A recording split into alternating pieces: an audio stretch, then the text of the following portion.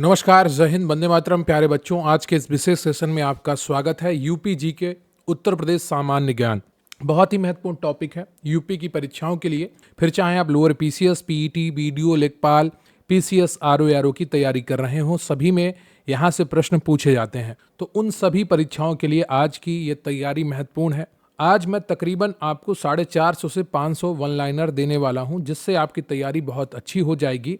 और इन तथ्यों के आधार पर अगर आप एग्जाम हॉल में जाएंगे तो आपको बहुत फायदा मिलने वाला है। मेरा प्रयास रहेगा कि आपको इस तरीके के 4 से 5 सेशन करवा दूं, तकरीबन आपको 4 से 5 हजार वन लाइनर करवा दूं, जिससे क्या होगा, आपको बहुत अच्छा कंटेंट मिल जाएगा। वन लाइनर की खासियत ये होती है कि आप बहुत आसानी से चीज़ों को याद कर पाते हैं। वीडियो को लाइक कर लीजिएगा, चैनल पर नया है चैनल को सब्सक्राइब कर लीजिएगा, क्योंकि प्रश्न यहीं से आएगा। पढ़ते रहेंगे आप मेरे साथ तो आपको यकीन आएगा। रही बात आज के इस सेशन की पीडीएफ की या हमारे चैनल पर उपलब्ध अन्य वीडियोस की पीडीएफ की, तो स्क्रीन पर आपको व्हाट्सएप नंबर दिख रहा होगा, जहां पर आपको सभी जानकारी दी गई है। उसके अनुसार आप अपने एग्जाम का नाम लिखिएगा व्हाट्सएप पर और मैसेज करिएगा। हम आपको पूरी जानकारी उपलब्ध कराएंगे कि कैसे आपको कंटेंट उपलब्ध होगा और क्या क्या मिलेगा। सभी सेक्शन में आपको quick revision, theory notes, PYQs, MCQs, इसके अलावा आपको हम वन लाइनर्स उपलब्ध कराते हैं, जो आपकी तैयारी के लिए बहुत अच्छे होते हैं। तो चलिए शुरू करते हैं आज का ये बेहतरीन सेशन। चलिए शुरुआत करते हैं उत्तर प्रदेश के परिचय, प्रशासनिक विभाजन एवं राज्य प्रतीक से। उत्तर प्रदेश का जो स्थापना दिवस है वो 24 जनवरी को मनाया जाता है। 24 जनवरी 1950 को उत्तर प्रदेश का फाउंडेशन डे था। राज्य का पुनर्गठन 1 नवंबर 1956 को हुआ। उत्तर प्रदेश का कुल क्षेत्रफल 2,40,928 वर्ग किलोमीटर है, जो भारत के कुल क्षेत्रफल का 7.33% है। क्षेत्रफल की दृष्टि से उत्तर प्रदेश भारत में चौथा स्थान है। राजस्थान, मध्य प्रदेश और महाराष्ट्र के बाद आता है। उत्तर प्रदेश की सीमाओं की अगर बात करें तो 8 राज्य और 1 केंद्र शासित प्रदेश दिल्ली से लगते हैं। तो दिल्ली एक केंद्र शासित प्रदेश है और 8 राज्यों के साथ यूपी सीमा बनाता है। 8 राज्यों की बात करें तो इनमें उत्तराखंड, हिमाचल प्रदेश, हरियाणा, राजस्थान, मध्य प्रदेश, छत्तीसगढ़, झारखंड, बिहार है। मध्य प्रदेश से सटे 11 जिलों की अगर बात करें तो आगरा, इटावा, जालौन, झांसी, ललितपुर, महोबा, बांदा, चित्रकूट, प्रयागराज, मिर्जापुर, सोनभद्र। बिहार से सटे 7 जिलों की बात करें तो सोनभद्र, चंदौली, गाजीपुर, बलिया, देवरिया, कुशीनगर, महाराजगंज। उत्तराखंड से सटे 7 जिलों की अगर बात करें तो सहारनपुर, मुजफ्फरनगर, बिजनौर, मुरादाबाद, रामपुर, बरेली, पीलीभीत। दिल्ली केंद्र शासित प्रदेश से जो जिले जुड़े हुए हैं, गाजियाबाद, गौतम बुद्ध नगर, जिसे नोएडा कहते हैं, और बागपत। तो ये 3 आपके जिले जो हैं वो केंद्र शासित प्रदेश दिल्ली के साथ सीमा बनाते हैं। मुख्य रूप से गाजियाबाद और गौतम बुद्ध नगर बनाते हैं। बागपत का बहुत छोटा सा हिस्सा दिल्ली से सीमा बनाता है। राजस्थान से सटे 2 जिले हैं, आगरा और मथुरा। छत्तीसगढ़ और झारखंड से सटा 1 जिला है, सोनभद्र, और हिमाचल प्रदेश से सटा 1 जिला है, सहारनपुर। नेपाल के साथ उत्तर प्रदेश की लगभग 579 किलोमीटर लंबी अंतर्राष्ट्रीय सीमा लगती है, जिसमें 7 जिले शामिल हैं। नेपाल सीमा से सटे 7 जिले पश्चिम से पूर्व की ओर पीलीभीत, लखीमपुर खीरी, बहराइच, श्रावस्ती, बलरामपुर, सिद्धार्थनगर और महाराजगंज। वर्तमान में उत्तर प्रदेश में कुल 75 जिले हैं। 76वां जिला प्रस्तावित है। 18 मंडल हैं और 17 नगर निगम है। शाहजहांपुर नवीनतम है। राज्य का राजकीय पशु बारहसिंगा है और राजकीय सारस जो पक्षी है वो सारस अथवा क्रॉन्च है। लोअर पीसीएस 2019 में पूछा गया था ये। उत्तर प्रदेश का राजकीय पुष्प पलाश या टेसू है, जो जनवरी 2011 में घोषित हुआ था, तथा राजकीय वृक्ष अशोक है। राजकीय चिन्ह में 2 मछलियां, 1 तीर धनुष और गंगा यमुना का संगम दर्शाया गया है। 1938 में इसे स्वीकृति मिली थी और तब से अभी तक ये ऐसे ही बना हुआ है। यूपीट्रिपलएससी पीटी 2021 का ये प्रश्न है। उत्तर प्रदेश की अक्षांश स्थिति 23 डिग्री 52 मिनट से 30 डिग्री 24 मिनट उत्तरी अक्षांश तक विस्तृत है। राज्य की पूर्व से पश्चिम तक की लंबाई 650 किलोमीटर और उत्तर से दक्षिण तक चौड़ाई 240 किलोमीटर है। उत्तर प्रदेश का सबसे पूर्वी जिला बलिया, पश्चिमी जिला शामली, उत्तरी जिला सहारनपुर और दक्षिणी जिला सोनभद्र है। उत्तर प्रदेश के इतिहास एवं 1857 के विद्रोह के बारे में अब हम चर्चा करने वाले हैं। प्राचीन काल में उत्तर प्रदेश को मध्य देश के नाम से भी जाना जाता था। 16 महाजनपदों में से 8 महाजनपद वर्तमान उत्तर प्रदेश में स्थित हैं। इनमें कुरु, पंचाल, सूरसेन, वत्स, कौशल, मल्ल, कोशी, काशी, चेदी आदि हैं। कुरु की राजधानी इंद्रप्रस्थ थी, वर्तमान मेरठ दिल्ली क्षेत्र है। पांचाल की राजधानी अहिच्छत्र काम्पिल्य थी, बरेली फर्रुखाबाद वर्तमान क्षेत्र है। सूरसेन की राजधानी मथुरा थी और वर्तमान में मथुरा में है। वत्स की राजधानी कौशाम्बी थी, प्रयागराज क्षेत्र में है। कौशल की राजधानी श्रावस्ती, साकेत, अयोध्या। मल्ल कुशीनगर, पावा, काशी, वाराणसी और चेदी सुक्तिमती बुंदेलखंड क्षेत्र का। सारनाथ वाराणसी में भगवान बुद्ध ने अपना पहला उपदेश दिया था, जिसे धर्म चक्र प्रवर्तन कहा जाता है। कुशीनगर में भगवान बुद्ध को महापरिनिर्वाण प्राप्त हुआ था। हर्षवर्धन के शासनकाल में कन्नौज महोदय श्री उत्तर भारत का प्रमुख राजनीतिक केंद्र बन गया था। आगरा शहर की स्थापना 1504 ईस्वी में सिकंदर लोदी ने की थी। 1857 के प्रथम स्वतंत्रता संग्राम की शुरुआत 10 मई 1857 को मेरठ से हुई थी। 1857 के विद्रोह में लखनऊ का नेतृत्व बेगम हजरत महल ने और कानपुर का नेतृत्व नाना साहब ने किया था।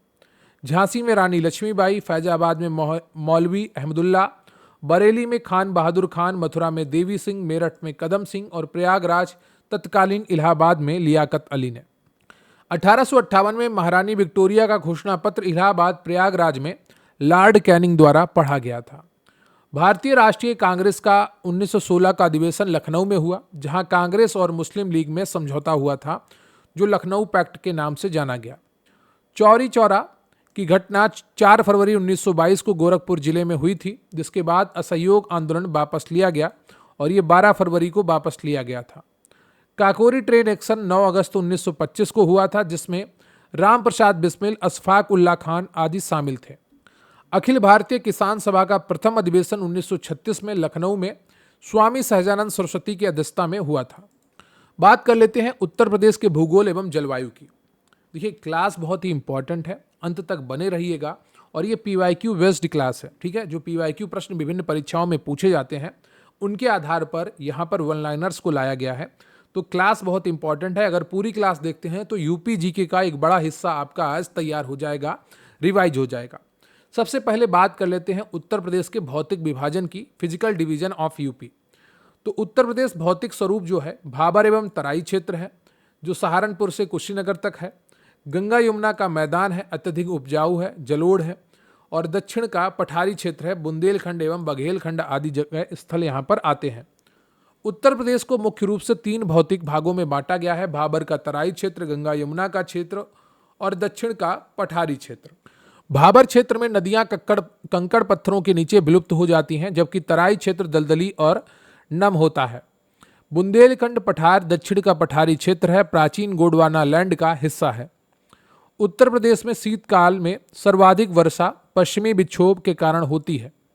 राज्य में ग्रीष्म ऋतु में चलने वाली शुष्क और गर्म हवाओं को लू कहा जाता है। उत्तर प्रदेश में सर्वाधिक वर्षा गोरखपुर लगभग 184.7 सेंटीमीटर में और सबसे कम वर्षा मथुरा में लगभग 54.4 सेंटीमीटर में होती है।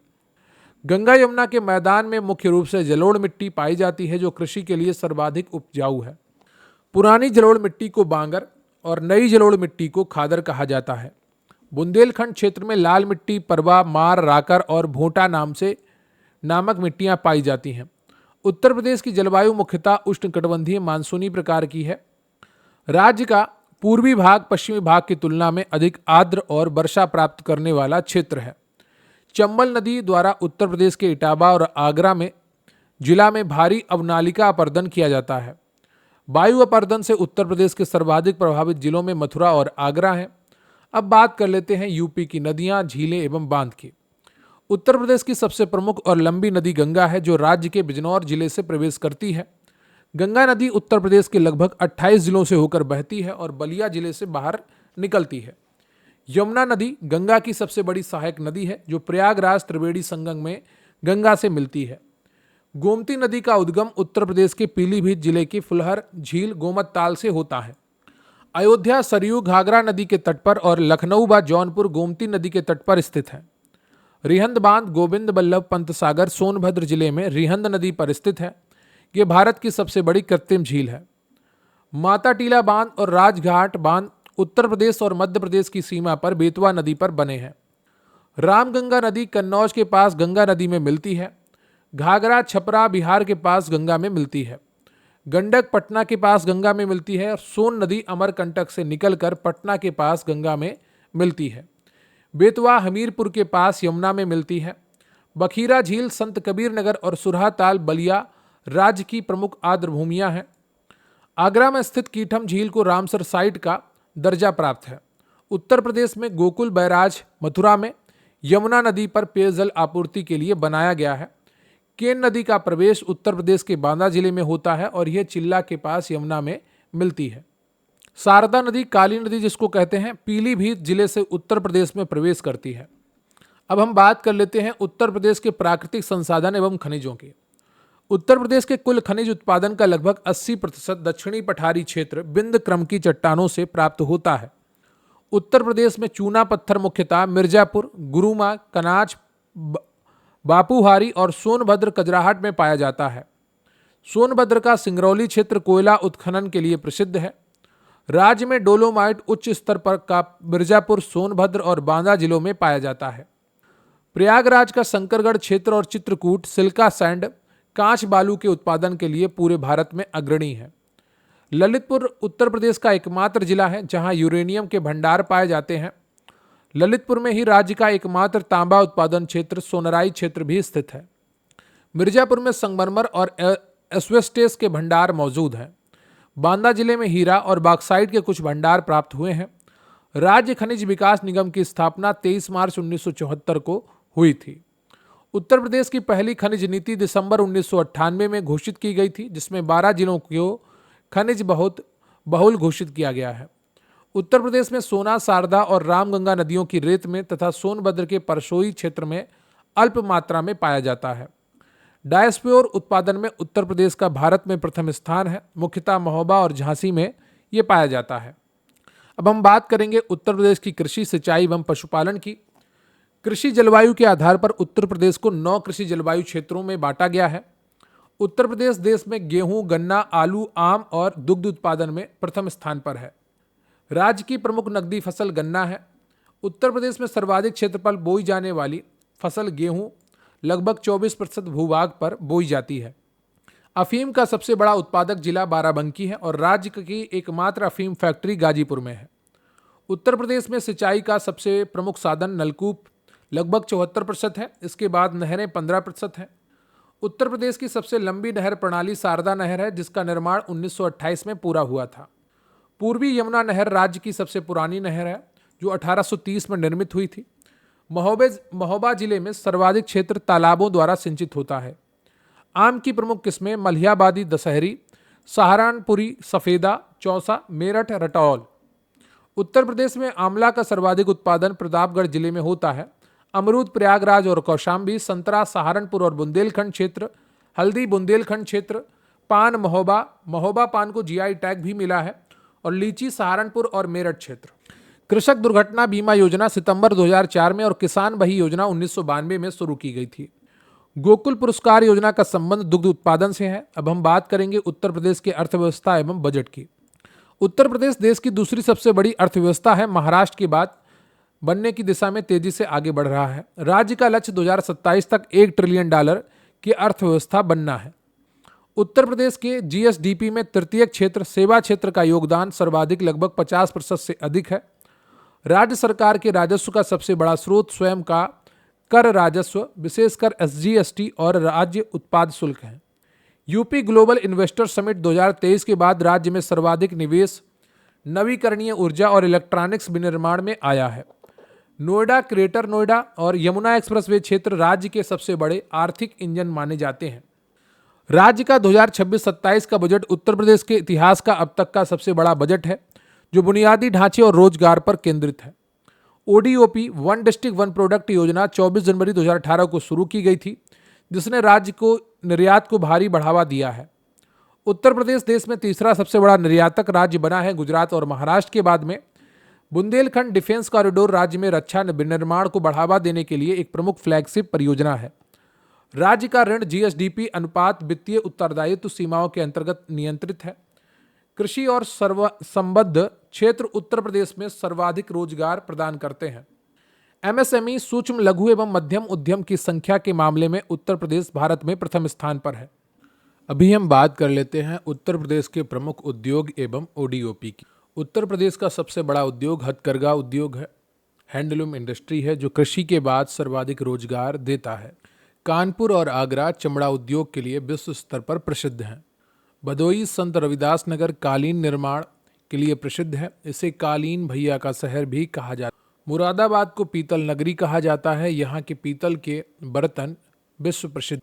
अलीगढ़ ताला उद्योग और हार्डवेयर के लिए विख्यात है। फिरोजाबाद को सुहाग नगरी कहा जाता है क्योंकि यहाँ कांच की चूड़।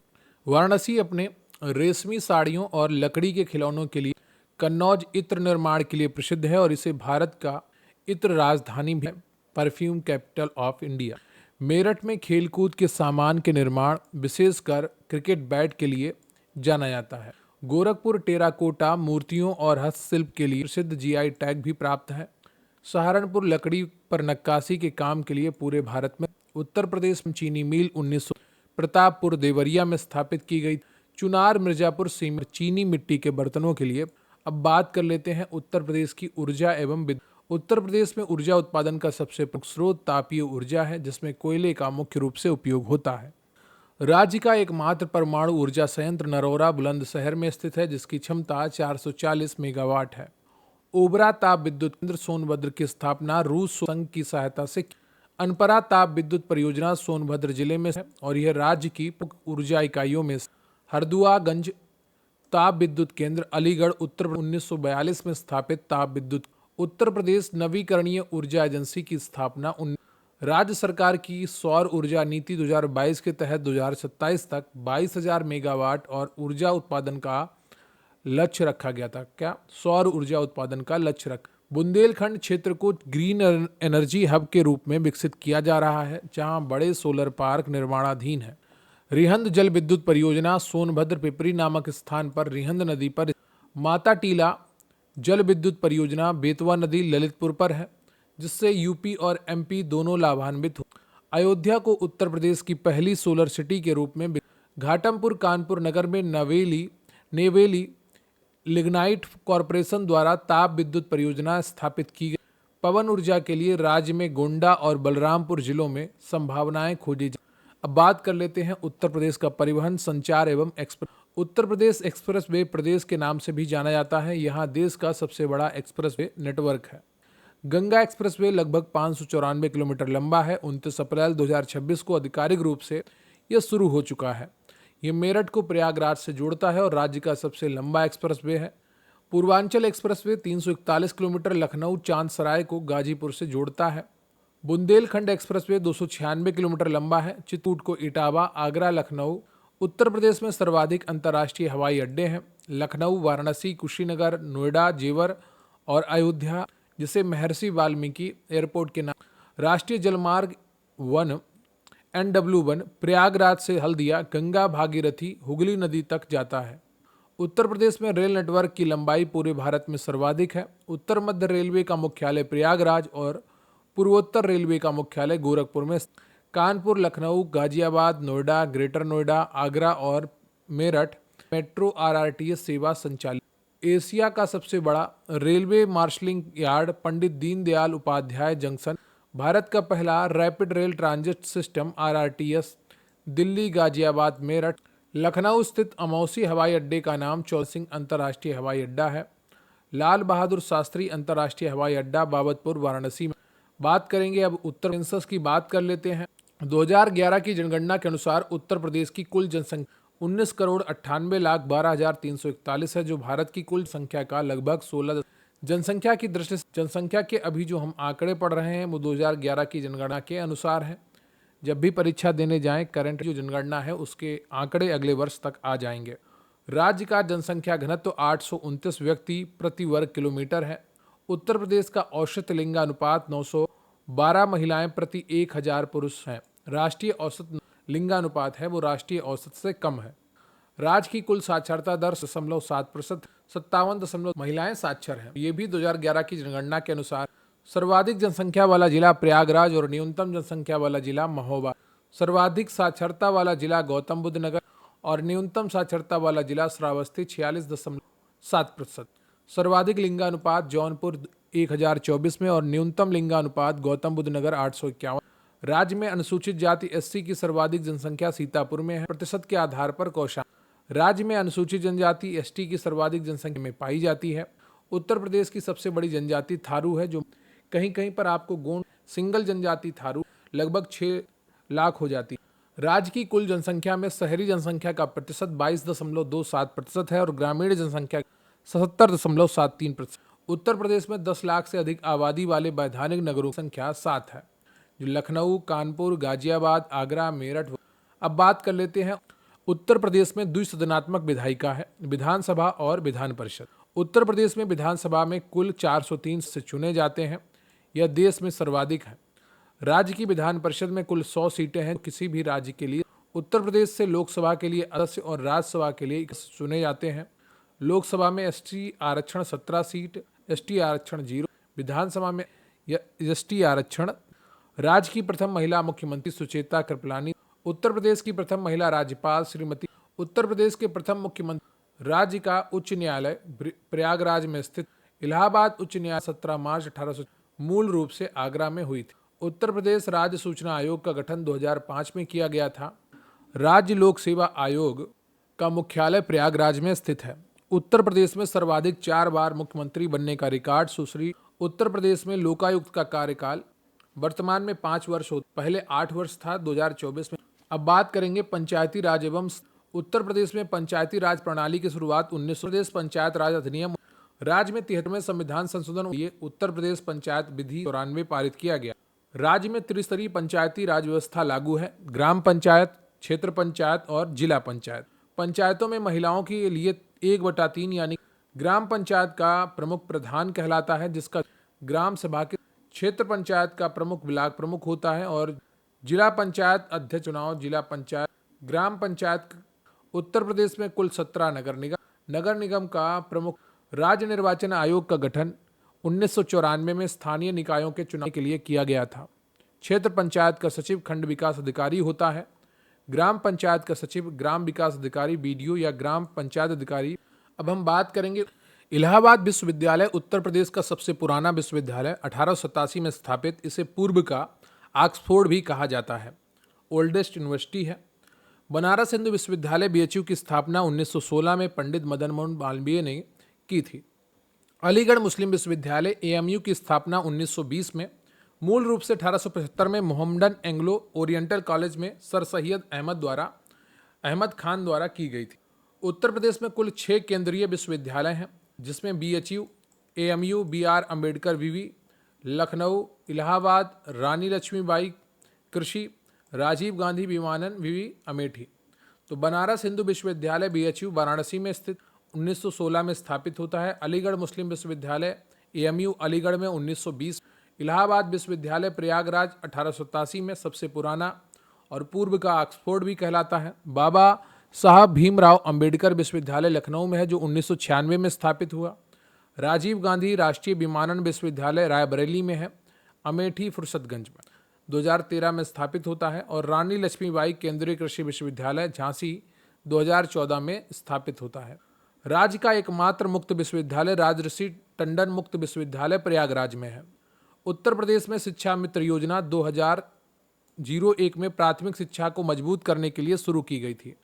कस्तूरबा गांधी बालिका विद्यालय योजना 2004 में शुरू की गई। आवासीय बालिका विद्यालय केजीबीबी। राज्य में मिड डे मील योजना पीएम पोषण 1995 से लागू है। King George medical university Lucknow की स्थापना 1911 में हुई थी। आईआईटी कानपुर की स्थापना 1959 में अमेरिका के सहयोग से की गई थी। प्रदेश का पहला खेल विश्वविद्यालय मेजर ध्यानचंद खेल विश्वविद्यालय मेरठ में निर्माणाधीन है। राज्य में राष्ट्रीय शिक्षा नीति को तेजी से लागू करने के लिए निपुण भारत लक्ष्य निर्धारित किए गए हैं। और डॉक्टर एपीजे अब्दुल कलाम प्राविधिक विश्वविद्यालय एकेटीयू लखनऊ में स्थित है। इसका पहले नाम यूपीटीयू था, जिसका नाम बाद में बदलकर डॉक्टर एपीजे अब्दुल कलाम प्राविधिक विश्वविद्यालय यानी कि एकेटीयू कर दिया गया। अब हम बात करेंगे उत्तर प्रदेश के प्रमुख अनुसंधान एवं वैज्ञानिक संस्थानों। भारतीय विश्व विज्ञान अनुसंधान संस्थान IITR और राष्ट्रीय वनस्पति अनुसंधान संस्थान NBRI लखनऊ में स्थित हैं। केंद्रीय औषधि अनुसंधान संस्थान और केंद्रीय आम अनुसंधान संस्थान लखनऊ में है। भारतीय गन्ना अनुसंधान संस्थान IISR लखनऊ में है, जबकि राष्ट्रीय शर्करा संस्थान कानपुर में है। भारतीय दलहन अनुसंधान संस्थान कल्याणपुर कानपुर में स्थित है। केंद्रीय पक्षी अनुसंधान संस्थान और भारतीय पशु चिकित्सा अनुसंधान संस्थान IBRI इज्जतनगर बरेली में है। राष्ट्रीय चर्म अनुसंधान संस्थान की एक इकाई कानपुर में स्थित है। केंद्रीय बकरी अनुसंधान संस्थान मखदुम मथुरा में स्थित है। भारतीय कालीन प्रौद्योगिकी संस्थान भदोई में स्थित है। हरिश्चंद्र अनुसंधान संस्थान और मोतीलाल नेहरू राष्ट्रीय प्रौद्योगिकी संस्थान प्रयागराज में है। केंद्रीय आलू अनुसंधान केंद्र मोदीपुरम मेरठ में स्थित है। Indian institute of handloom technology चौका घाट वाराणसी में स्थित है। भारतीय चारागाह एवं चारा अनुसंधान संस्थान IGFRI झांसी में स्थित है। बहुत बार परीक्षाओं में पूछा जाता है। National institute of biologicals NIB Noida में स्थित है। अब बात कर लेते हैं उत्तर प्रदेश की संस्कृति, लोकगीत एवं लोक नृत्य की। बिरहा पूर्वांचल विशेषकर भोजपुरी क्षेत्र का सबसे प्रसिद्ध लोकगीत है। रशिया ब्रज क्षेत्र का प्रसिद्ध लोकगीत है जो भगवान कृष्ण के प्रेम पर आधारित है। आल्हा बुंदेलखंड क्षेत्र का वीर रस से परिपूर्ण लोकगीत है। महोबा क्षेत्र मुख्य रूप से। कजरी मिर्जापुर और वाराणसी क्षेत्र में वर्षा ऋतु सावन में गाया जाने वाला मधुर लोकगीत है। अवध क्षेत्र का प्रमुख लोकगीत सोहर है जो बच्चे के जन्म के अवसर पर गाया जाता है। चरकुला ब्रज क्षेत्र का प्रसिद्ध लोक नृत्य है जिसमें महिलाएं सिर पर रथ का पहिया और 108 दीप रखकर नृत्य करती हैं। कर्मा सोनभद्र और मिर्जापुर में खरवार जनजाति द्वारा किया जाने वाला लोक नृत्य है। राय नृत्य बुंदेलखंड की महिलाओं द्वारा श्री कृष्ण जन्माष्टमी के अवसर पर मयूर नृत्य की तरह किया जाता है। कटघोड़वा नृत्य पूर्वांचल में मांगलिक अवसरों पर कृत्रिम घोड़े पर बैठकर किया जाता है। उत्तर प्रदेश का एकमात्र शास्त्रीय नृत्य कथक है जिसका विकास मुख्य रूप से लखनऊ और बनारस घरानों में हुआ है। लखनऊ घराना अवध के नवाब वाजिद अली शाह के दरबार में फला फूला। ये अपनी नजाकत और भाव प्रदर्शन के लिए जाना जाता है। बनारस घराना ये घराना अपनी शुद्धता, ताल और नटवरी नृत्य के लिए प्रसिद्ध है। जानकी प्रसाद द्वारा ये स्थापित है। लखनऊ घराने के प्रमुख कलाकारों में बिरजू महाराज, बिंदादीन महाराज, लच्छू महाराज हैं और बनारस घराने के प्रमुख कलाकारों में सितारा देवी, पंडित रविशंकर, गोपी कृष्ण हैं। पंडित बिरजू महाराज, लच्छू महाराज और शंभू महाराज कथक के लखनऊ घराने से संबंधित प्रसिद्ध कलाकार थे। भारत कला भवन म्यूजियम वाराणसी में स्थित है। धोबिया नृत्य पूर्वांचल में धोबी समुदाय द्वारा किया जाने वाला प्रसिद्ध नृत्य है। बात कर लेते हैं उत्तर प्रदेश की भाषाएं एवं साहित्य की। उत्तर प्रदेश की प्रथम राजभाषा हिंदी 1947 से है। 1968 से सभी सरकारी कार्यालयों में ये अनिवार्य है। उर्दू को 1989 में उत्तर प्रदेश की द्वितीय राजभाषा घोषित किया गया था। राज्य में सर्वाधिक लोगों द्वारा बोली जाने वाली बोली भोजपुरी है। अवधी बोली मुख्य रूप से लखनऊ, अयोध्या, गोंडा, बहराइच क्षेत्र में बोली जाती है। रामचरितमानस इसी भाषा में है। ब्रिज भाषा मथुरा, अलीगढ़, आगरा और एटा के आसपास बोली जाती है। सूरदास ने अपनी रचनाएं ब्रिज भाषा में ही की थीं। मुंशी प्रेमचंद, जिनका मूल नाम धनपत राय था, इनका जन्म वाराणसी के लम्हई में हुआ था। गोदान, गवन आदि इनकी प्रमुख रचनाएं हैं। जयशंकर प्रसाद का संबंध वाराणसी से है। इनकी प्रसिद्ध रचना कामायनी है। मैथिली शरण गुप्त का जन्म झांसी के चिरगांव में हुआ था। उन्हें राष्ट्रकवि कहा जाता है। भारत भारती उनकी प्रमुख रचना है। कबीर दास का जन्म वाराणसी और मृत्यु मगहर संत कबीर नगर में हुई थी। बीजक उनकी प्रमुख रचना है जिसमें साखी शबद रमैनी संकलित है। तुलसीदास का जन्म बांदा जिले के राजापुर में हुआ था जो वर्तमान चित्रकूट में आता है। उत्तर प्रदेश हिंदी संस्थान लखनऊ द्वारा राज्य का सर्वोच्च साहित्य सम्मान भारत भारती पुरस्कार दिया जाता है। हरिवंश राय बच्चन प्रयागराज की प्रसिद्ध रचना मधुशाला है। अमीर खुसरो ने खड़ी बोली के विकास में अग्रणी भूमिका निभाई। इनका जन्म कासगंज पटियाली में हुआ था। अब बात करेंगे उत्तर प्रदेश के मेले एवं त्योहारों की। उत्तर प्रदेश में प्रतिवर्ष सर्वाधिक मेले लगभग 86 मथुरा में लगते हैं। इसके बाद कानपुर का स्थान आता है।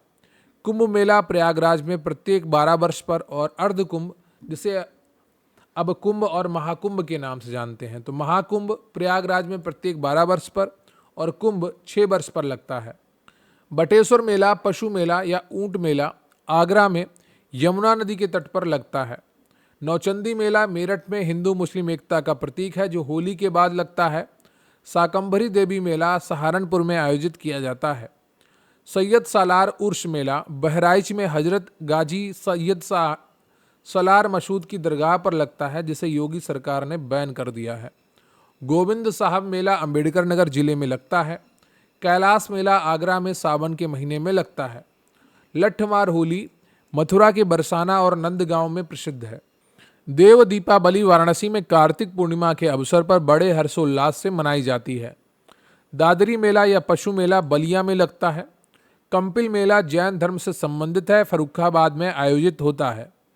सुलहकुल महोत्सव हिंदू मुस्लिम एकता का प्रतीक है, आगरा में मनाया जाता है। अब बात करेंगे उत्तर प्रदेश के धार्मिक एवं पर्यटन स्थलों की। वाराणसी, जिसे काशी कहते हैं, को भारत की आध्यात्मिक राजधानी कहा जाता है। ये दुनिया का सबसे पुराना जीवित शहरों में से एक है। अयोध्या साकेत सरयू नदी के तट पर है, जहां श्री राम जन्मभूमि मंदिर का भव्य निर्माण हुआ है।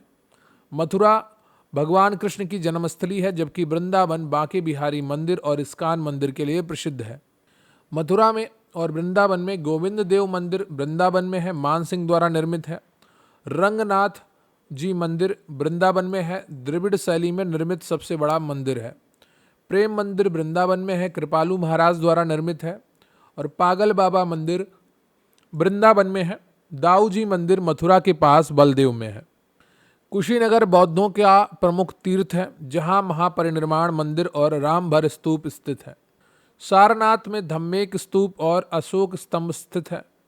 चित्रकूट मंदाकिनी नदी के तट पर है, जहां भगवान राम ने अपने वनवास का अधिकांश समय बिताया था। श्रावस्ती में भगवान बुद्ध ने सर्वाधिक वर्षावास बिताए और सबसे अधिक उपदेश दिए। प्रयागराज इलाहाबाद गंगा यमुना और अदृश्य सरस्वती के संगम के लिए प्रसिद्ध है। नैमिषारण्य सीतापुर जिले में स्थित है, जिसे 88,000 ऋषियों की तपोभूमि कहा जाता है। विंध्याचल मिर्जापुर में विंध्यवासिनी देवी मंदिर का प्रसिद्ध शक्तिपीठ मंदिर स्थित है। देवबंद सहारनपुर दारुल उलूम इस्लामिक शिक्षा केंद्र के लिए प्रसिद्ध है।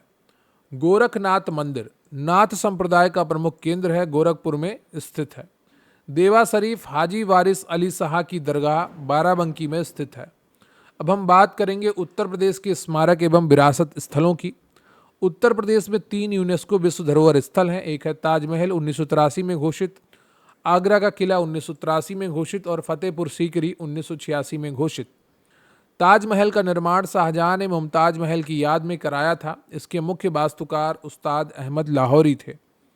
फतेहपुर सीकरी की स्थापना अकबर ने की थी। यहाँ बुलंद दरवाजा, पंचमहल और शेख सलीम चिश्ती की दरगाह है। बुलंद दरवाजा अकबर ने अपनी गुजरात विजय की स्मृति में बनवाया था। ये दुनिया का सबसे ऊंचा प्रवेश द्वार है। बड़ा इमाम बाड़ा भूल भुलैया और छोटा इमाम बाड़ा लखनऊ में स्थित है। बड़ा इमाम बाड़ा नवाब आसफुद्दौला ने बनवाया था। रूमी दरवाज़ा लखनऊ का हस्ताक्षर भवन है, जो तुर्की कॉन्स्टेंटिनोपल के द्वार की नकल है। आगरा के किले में स्थित मोती मस्जिद का निर्माण शाहजहां ने करवाया था। झांसी के किले का निर्माण ओरछा के राजा वीर सिंह जूदेव ने करवाया था। सिकंदरा आगरा में मुगल सम्राट अकबर का मकबरा स्थित है।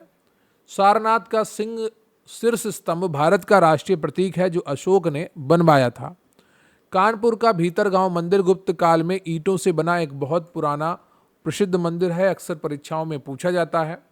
कौशाम्बी में घोषित राम विहार स्थित है, जो बौद्ध धर्म का प्राचीन केंद्र था। जौनपुर में अटाला मस्जिद का निर्माण सरकी शासक इब्राहिम शाह सरकी ने करवाया था।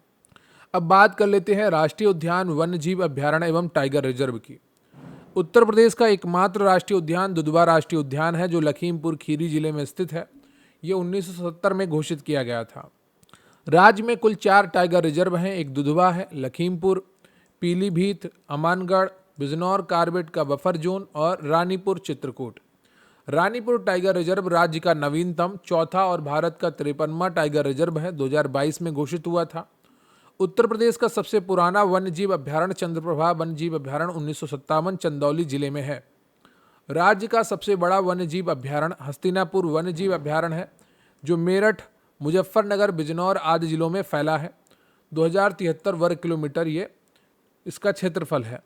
राज्य का सबसे छोटा वन्यजीव अभ्यारण्य महावीर स्वामी वन्यजीव अभ्यारण्य है, जो ललितपुर में है। उत्तर प्रदेश का सबसे पुराना पक्षी विहार नवाबगंज पक्षी विहार उन्नाव है। अब इसका नाम शहीद चंद्रशेखर आजाद पक्षी विहार। राज्य का सबसे बड़ा पक्षी विहार लाख बहोसी पक्षी विहार कन्नौज है, जिसका क्षेत्रफल 80 वर्ग किलोमीटर है। और राज्य का सबसे छोटा पक्षी विहार पटना पक्षी विहार है, एटा में स्थित है और 1.09 वर्ग किलोमीटर है। कई जगह पर आपको शेखा झील लिखा मिल जाएगा। जब से ये रामसर स्थल घोषित हुआ है तब से ये ज़्यादा चलन में है। इससे पहले कोई नाम भी नहीं जानता था। ऑफिशियल बुक्स में भी और ऑफिशियल वेबसाइट्स पर भी पटना पक्षी विहार दर्ज है। एग्ज़ाम में भी यही सही उत्तर माना गया है, तो आप पटना पक्षी विहार ही सही उत्तर मानिएगा, जब तक कि वहाँ पर पटना पक्षी विहार ऑप्शन में ना हो और शेखा झील ऑप्शन में आ जाए। ठीक है। राष्ट्रीय चंबल अभ्यारण्य आगरा, इटावा, घड़ियाल, डाल्फिन और लाल मुकुट वाले कछुओं के संरक्षण के लिए प्रसिद्ध है। कतरनिया घाट वन्यजीव अभ्यारण्य बहराइच, घड़ियालों और बाघों के लिए जाना जाता है। दुधवा टाइगर रिजर्व का ये हिस्सा है। मथुरा में भालू संरक्षण केंद्र और इटावा में लायन सफारी पार्क स्थित है। पीलीभीत टाइगर रिजर्व को बाघों की संख्या दोगुनी करने के लिए अंतर्राष्ट्रीय TX2 पुरस्कार 2020 में प्राप्त हो चुका है। बात कर लेते हैं प्रमुख वन्यजीव अभ्यारण्यों की। चंद्रप्रभा वन्यजीव अभ्यारण्य चंदौली में राज्य का सबसे पुराना अभ्यारण्य है, जो 1957 में स्थापित हुआ। हस्तिनापुर वन्यजीव अभ्यारण्य मेरठ, मुजफ्फरनगर आदि में है। राज्य का सबसे बड़ा अभ्यारण्य है, जिसका क्षेत्रफल 2073 वर्ग किलोमीटर है। महावीर स्वामी वन्यजीव अभ्यारण्य ललितपुर में है। राज्य का सबसे छोटा अभ्यारण्य है। कतरनिया घाट वन्यजीव अभ्यारण्य बहराइच में है और घड़ियाल एवं बाघ संरक्षण का हिस्सा है और दुधवा का ये हिस्सा है। अब बात करेंगे उत्तर प्रदेश की पर्यावरण, जैव विविधता एवं आर्द्र भूमियों की। वर्तमान में जुलाई 2026 तक उत्तर प्रदेश में कुल 13 रामसर स्थल हैं। वर्ष 2026 में 3 नए स्थल जुड़े हैं। भारत में सर्वाधिक रामसर स्थलों के मामले में उत्तर प्रदेश तमिलनाडु 20 साइट्स के बाद दूसरे स्थान पर आता है। ऊपरी गंगा नदी ब्रिजघाट से नरोरा खिंचाव बुलंदशहर अलीगढ़ 2005 में शामिल पहला स्थल है। नवाबगंज पक्षी अभ्यारण्य उन्नाव, सांडी पक्षी अभ्यारण्य हरदोई, समसपुर रायबरेली, समन पक्षी अभ्यारण्य मैनपुरी, पार्वती अर्गा गोंडा, सरसई नावर झील इटावा, सूर सरोवर कीठम झील आगरा, हैदरपुर वेटलैंड बिजनौर मुजफ्फरनगर और वखीरा संत कबीर नगर। पटना पक्षी अभ्यारण्य एटा जनवरी 2026 में शामिल किया गया और शेखा झील पक्षी अभ्यारण्य अलीगढ़ अप्रैल 2026 में शामिल किया गया। ये भारत की 99वीं साइट बनी। जयप्रकाश नारायण पक्षी अभ्यारण्य सुरहाताल बलिया जून 2026 में शामिल। ये भारत की 100वीं ऐतिहासिक साइट बनी। ICFR 2023 India state of forest report के अनुसार राज्य में वनावरण कुल भौगोलिक क्षेत्रफल का लगभग 6.15% है। ICFR 2023 के अनुसार राज्य में वृक्षावरण 3.08% है। यह कुल वन और वृक्ष आवरण मिलाकर 9.23% है। सर्वाधिक वन क्षेत्र वाला जिला सोनभद्र और न्यूनतम वन क्षेत्र वाला जिला भदोई संत रविदास नगर है। अब बात कर लेते हैं उत्तर प्रदेश की प्रमुख योजनाएं एवं कार्यक्रम की। मुख्यमंत्री कन्या सुमंगला योजना के तहत बेटियों के जन्म से लेकर शिक्षा तक वित्तीय सहायता अब बढ़ाकर 25,000 कर दी गई है। विश्वकर्मा श्रम सम्मान योजना पारंपरिक कारीगरों और दस्तकारों को मुफ्त प्रशिक्षण और टूल किट प्रदान करने के लिए है। मुख्यमंत्री कृषक दुर्घटना कल्याण योजना के तहत किसान या उसके परिवार को 5 लाख रुपए तक का मुआवजा मिलता है। माटी कला बोर्ड की स्थापना मिट्टी के बर्तन बनाने वाले कारीगरों को बढ़ावा देने के लिए की गई है। अभ्युदय योजना के तहत प्रतियोगी परीक्षाओं IAS, IPS, PCS की मुफ्त कोचिंग दी जाती है। बाबा साहब अंबेडकर रोजगार प्रोत्साहन योजना ग्रामीण क्षेत्रों में रोजगार के अवसर पैदा करने के लिए है। मिशन शक्ति महिलाओं की सुरक्षा, सम्मान और स्वावलंबन के लिए चलाया गया एक बृहद अभियान है। नंद बाबा दुग्ध मिशन राज्य में दुग्ध उत्पादन को बढ़ावा देने और किसानों की आय बढ़ाने के लिए शुरू किया गया है। मुख्यमंत्री सामूहिक विवाह योजना के तहत गरीब परिवारों की कन्याओं के विवाह हेतु आर्थिक सहायता दी जाती है। बात करते हैं स्मार्ट सिटी मिशन के तहत उत्तर प्रदेश के 10 शहरों लखनऊ, कानपुर, प्रयागराज, वाराणसी, आगरा, सहारनपुर, बरेली, झांसी, मुरादाबाद, अलीगढ़ को चुना गया है। टोटल 10 शहर केंद्र सरकार के स्मार्ट सिटी मिशन के तहत हैं। बाद में राज्य सरकार ने राज्य स्मार्ट सिटी योजना के तहत बचे हुए 7 नगर निगम जोड़ दिए। मेरठ, गाजियाबाद, अयोध्या, फिरोजाबाद, गोरखपुर, मथुरा, वृंदावन, शाहजहांपुर इसमें शामिल है। स्वच्छ सर्वेक्षण 2023 नोएडा को प्रदेश में पहला और देश में 14वां स्थान मिला है। गार्बेज फ्री सिटी नोएडा को 5 स्टार रेटिंग मिली है। स्मार्ट सिटी अवार्ड आगरा को देश में तीसरा स्थान मिला है। एक जिला एक खेल ODOS योजना ODOP की तर्ज पर स्थानीय खेलों को बढ़ावा देने के लिए शुरू की गई है। निपुण भारत मिशन का लक्ष्य 2026-27 तक ग्रेड 3 तक के सभी बच्चों में मूलभूत साक्षरता और संख्यात्मक ज्ञान प्राप्त कराना है। बात कर लेते हैं उत्तर प्रदेश की स्वास्थ्य सेवाओं की। तो उत्तर प्रदेश में 2 एम्स स्थापित हैं, एक रायबरेली में, दूसरा गोरखपुर में। संजय गांधी स्नातकोत्तर आयुर्विज्ञान संस्थान SGPGI लखनऊ में स्थित है, जो उत्तर भारत का एक प्रमुख चिकित्सा केंद्र है। राज्य सरकार का लक्ष्य प्रत्येक जिले में कम से कम एक मेडिकल कॉलेज स्थापित करना है। 1 डिस्ट्रिक्ट 1 मेडिकल कॉलेज योजना। आयुष्मान भारत प्रधानमंत्री जन आरोग्य योजना के तहत सर्वाधिक गोल्डन कार्ड जारी करने वाला राज्य उत्तर प्रदेश है। उत्तर प्रदेश में संचारी रोग नियंत्रण अभियान मुख्य रूप से जापानी एन्सेफेलाइटिस, जेई और डेंगू को रोकने के लिए चलाया जाता है। राष्ट्रीय क्षय रोग टीबी नियंत्रण के लिए राज्य ने टीबी मुक्त पंचायत पहल शुरू की है। नवजात शिशुओं की मृत्यु दर कम करने के लिए SNCU special newborn care unit की स्थापना सभी जिला अस्पतालों में की गई है। उत्तर प्रदेश में एम्बुलेंस सेवा 108 आपातकालीन और 102 गर्भवती महिलाओं के लिए संचालित है। भारत का पहला पशु स्वास्थ्य पॉलीक्लिनिक गोरखपुर में स्थापित किया गया है। ई संजीवनी OPD के माध्यम से टेलीमेडिसिन सेवा में उत्तर प्रदेश देश में अग्रणी है। Indian veterinary research institute Bareilly में पशु चिकित्सा का सबसे बड़ा केंद्र है। गोरखपुर में BRD मेडिकल कॉलेज एन्सेफेलाइटिस मस्तिष्क ज्वर के उपचार का प्रमुख केंद्र है। अब बात कर लेते हैं उत्तर प्रदेश के प्रमुख व्यक्तित्वों की। तो पंडित मदन मोहन मालवीय प्रयागराज को महामना कहा जाता है। इन्होंने 1916 में BHU की स्थापना की और 2015 में मरणोपरांत भारत रत्न भी मिला इन्हें। प्रयागराज में इनका जन्म हुआ था। राम प्रसाद बिस्मिल, जिनका जन्म शाहजहांपुर में हुआ, काकोरी कांड के नायक थे, जिन्हें गोरखपुर जेल में फांसी दी गई। काकोरी ट्रेन एक्शन इसको कर दिया गया है अब। लाल बहादुर शास्त्री मुगल सराय में इनका जन्म हुआ है। भारत के दूसरे प्रधानमंत्री थे जिन्होंने जय जवान जय किसान का नारा दिया है। जन्म इनका 2 अक्टूबर 1904 को तत्कालीन मुगल सराय वर्तमान दीनदयाल उपाध्याय नगर में हुआ। 11 जनवरी 1966 को ताशकंद उज्बेकिस्तान में उनका निधन हुआ। यह भारत के इकलौते ऐसे प्रधानमंत्री थे जो प्रधानमंत्री रहते हुए किसी दूसरे देश में जिनकी मृत्यु हुई। ताशकंद समझौता 10 जनवरी 1966 को पाकिस्तान के अयूब खान के साथ हुआ और 11 जनवरी 1966 की इनकी मृत्यु हो गई। भारत रत्न मरणोपरांत 1966 प्राप्त करने वाले प्रथम व्यक्ति बने। मंगल पांडे बलिया 1857 की क्रांति के पहले शहीद थे, जो बैरकपुर छावनी 34वीं BNI में तैनात थे। अमीर खुसरो पटियाली कासगंज में इनका जन्म हुआ, को तूती ए हिंद कहा जाता है। इन्होंने खड़ी बोली सितार का आविष्कार किया था। चित्तू पांडे बलिया ने 1942 के भारत छोड़ो आंदोलन के दौरान बलिया में समानांतर सरकार बनाई थी। बेगम अख्तर फैजाबाद एक प्रसिद्ध गजल गायिका थी, जिन्हें मल्लिका एक गजल कहा जाता है। मेजर ध्यानचंद, जिनका जन्म प्रयागराज में हुआ, को हॉकी का जादूगर कहा जाता है। इनका जन्म दिवस 29 अगस्त राष्ट्रीय खेल दिवस के रूप में मनाया जाता है। उस्ताद बिस्मिल्लाह खान वाराणसी विश्व प्रसिद्ध शहनाई वादक थे, जिन्हें 2001 में भारत रत्न मिला था। गौतम बुद्ध का जन्म नेपाल में हुआ था, लेकिन उनके जीवन का अधिकांश भाग ज्ञान, प्रथम उपदेश, महापरिनिर्वाण उत्तर प्रदेश में बीता। नाना साहब कानपुर का वास्तविक नाम धोंदूपंत था।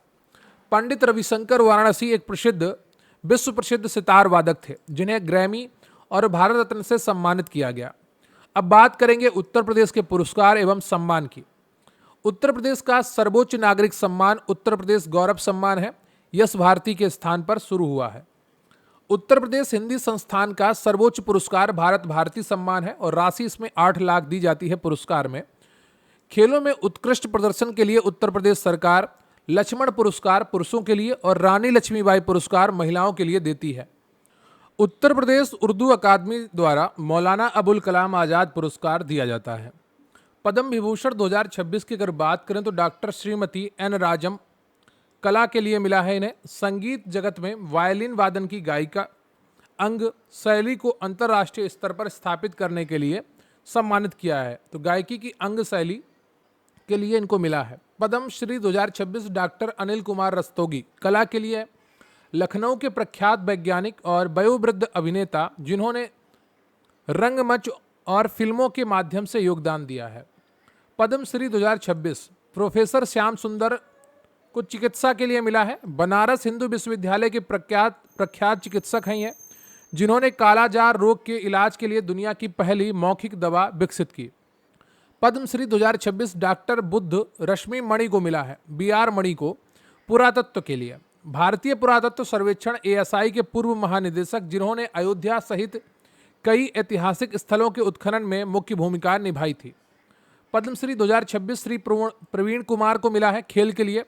नोएडा के स्टार पैरा एथलीट, जिन्होंने ऊंची कूद में पैरालंपिक स्वर्ण पदक जीतकर नाम रोशन किया है। पद्मश्री 2026 श्री रघुपत सिंह को मिला है मरणोपरांत कृषि के लिए। ग्रामीण स्तर पर पर्यावरण अनुकूल पारंपरिक और जैविक कृषि तकनीकों के प्रसार के लिए। पद्मश्री 2026 श्री चिरंजी लाल यादव कला के लिए मिला है। उत्तर प्रदेश की लुप्त होती पारंपरिक लोक कलाओं और स्थानीय सांस्कृतिक संगीत विधाओं के संरक्षण व प्रचार प्रसार के लिए। विश्वकर्मा श्रम सम्मान कारीगरों को उत्कृष्ट कार्य के लिए दिया जाता है। राज्य विज्ञान और प्रौद्योगिकी परिषद द्वारा वैज्ञानिकों को विज्ञान गौरव सम्मान दिया जाता है। पर्यावरण संरक्षण के लिए ग्राम पंचायतों को मुख्यमंत्री पंचायत प्रोत्साहन पुरस्कार दिया जाता है। बात करेंगे उत्तर प्रदेश के खेल एवं खिलाड़ियों की। ग्रीन पार्क स्टेडियम कानपुर में स्थित एकमात्र अंतर्राष्ट्रीय टेस्ट क्रिकेट स्टेडियम था, अब इकाना भी है। भारत रत्न श्री अटल बिहारी वाजपेयी इकाना क्रिकेट स्टेडियम लखनऊ में स्थित एक आधुनिक अंतर्राष्ट्रीय स्टेडियम है। वाराणसी गंजारी में भगवान शिव के थीम पर एक नया अंतर्राष्ट्रीय क्रिकेट स्टेडियम निर्माणाधीन है। Major Dhyanchand sports university Sardhana Meerut में बनाई जा रही है। ग्रेटर नोएडा स्थित बुद्ध इंटरनेशनल सर्किट भारत का एकमात्र फार्मूला 1 रेसिंग ट्रैक है, जहां 2023 में मोटो GP आयोजित हुई थी। उत्तर प्रदेश के प्रमुख खिलाड़ी पीयूष चावला, सुरेश रैना, कुलदीप यादव, मोहम्मद शमी क्रिकेट के हैं। अन्नू रानी भाला फेंक की राष्ट्रीय रिकॉर्डधारी खिलाड़ी हैं। पारुल चौधरी मेरठ ने एशियन गेम 2023 में 5000 मीटर दौड़ में स्वर्ण पदक जीता था। सुहास LY जो गौतम बुद्ध नगर के DM रह चुके हैं, एक पैरा बैडमिंटन चैंपियन है, पैरालंपिक पदक विजेता भी हैं। KD सिंह बाबू स्टेडियम लखनऊ में स्थित है। सैफई इटावा में मास्टर चंदगीराम स्पोर्ट्स स्टेडियम और स्पोर्ट्स कॉलेज है। उत्तर प्रदेश के महत्वपूर्ण तथ्य, प्रथम सबसे बड़ा और सबसे छोटा। तो उत्तर प्रदेश का सबसे पूर्वी जिला बलिया है, उत्तर प्रदेश का सबसे पश्चिमी जिला शामली है और उत्तर प्रदेश का सबसे उत्तरी जिला सहारनपुर है। उत्तर प्रदेश का सबसे दक्षिणी जिला सोनभद्र है। क्षेत्रफल के आधार पर सबसे बड़ा जिला लखीमपुर खीरी है, जिसका क्षेत्रफल 7680 वर्ग किलोमीटर है और क्षेत्रफल के आधार पर सबसे छोटा जिला हापुड़ है, जिसका क्षेत्रफल 660 वर्ग किलोमीटर है। उत्तर प्रदेश का वह जिला जो सर्वाधिक राज्यों को स्पर्श करता है सोनभद्र है। मध्य प्रदेश, छत्तीसगढ़, झारखंड, बिहार को स्पर्श करता है। उत्तर प्रदेश का वह जिला जो 3 तरफ से मध्य प्रदेश से घिरा है ललितपुर है। राज्य की सबसे लंबी नहर प्रणाली शारदा नहर है। उत्तर प्रदेश में प्रथम रेलगाड़ी 1859 में प्रयागराज से कानपुर के बीच चली थी। उत्तर प्रदेश का पहला केंद्रीय कारागार बरेली में स्थापित किया गया था 1837 में।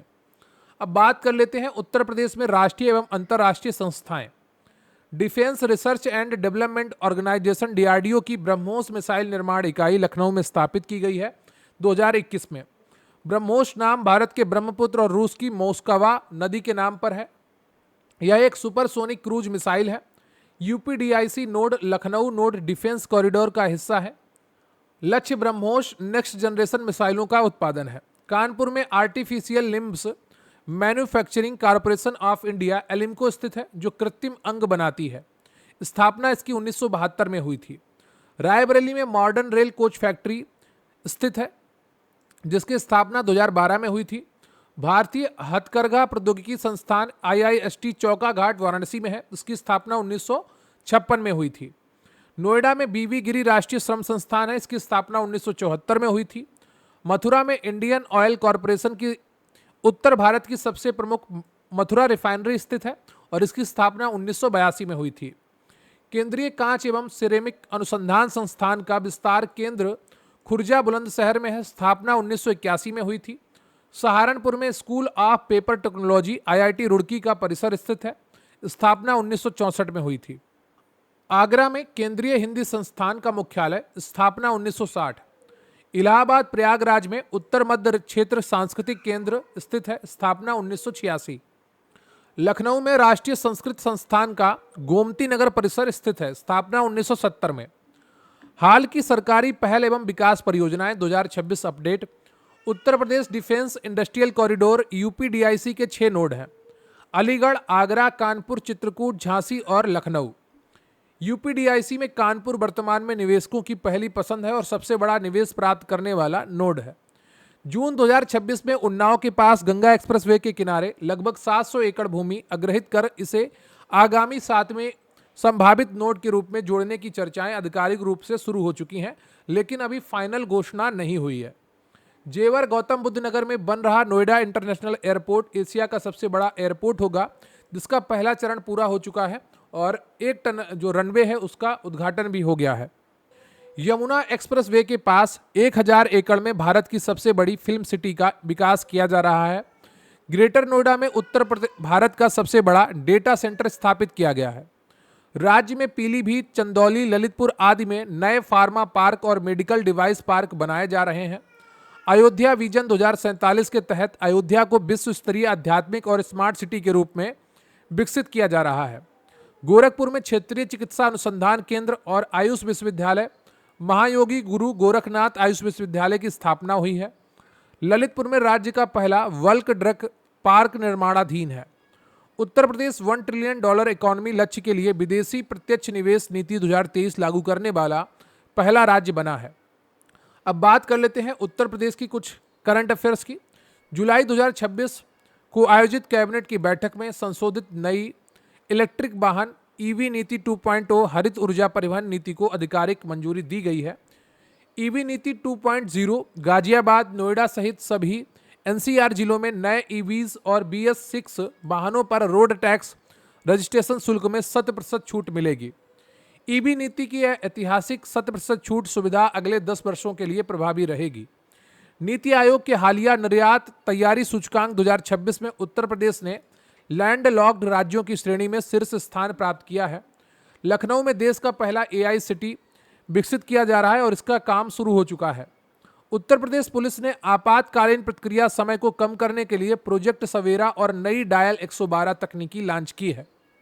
बुंदेलखंड क्षेत्र में जल संकट को पूरी तरह समाप्त करने के लिए हर घर जल जीवन मिशन ने 100% कवरेज का लक्ष्य हासिल कर लिया है। गोरखपुर की पनियाला लीची, वाराणसी का लंगड़ा आम और रामनगर भंटा बैगन को हाल ही में GI टैग प्रदान किया गया है। राज्य सरकार ने 2026-27 के बजट में मुख्यमंत्री युवा उद्यमी विकास अभियान यम युवा शुरू किया है, जिसके तहत युवाओं को ब्याज मुक्त ऋण मिलेगा। कानपुर और आगरा के बाद मेरठ मेट्रो के पहले चरण का उद्घाटन हाल में किया गया है। प्रयागराज में महाकुंभ 2025 के सफल आयोजन के बाद राज्य पर्यटन राजस्व में रिकॉर्ड वृद्धि दर्ज की गई। अब कुछ मोस्ट इंपॉर्टेंट PYQs देख लेते हैं। ताला नगरी किसे कहते हैं? अलीगढ़ को कहते हैं। भारत का सिराज किस शहर को कहा जाता है? जौनपुर को कहा जाता है, सरकी वंश के समय पर यह था। ठीक है।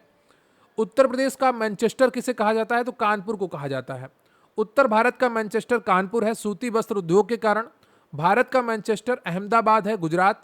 दक्षिण भारत का मैनचेस्टर कोयम्बटूर है, तमिलनाडु। और कानपुर के अन्य नाम चर्मनगर, उद्योग नगर है।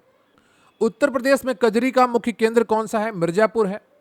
चरकुला लोक नृत्य बुंदेलखंड का नहीं है बल्कि ब्रज क्षेत्र का है। ठीक है, तो चरकुला नृत्य है वो बुंदेलखंड का नहीं है बल्कि ब्रज क्षेत्र का है।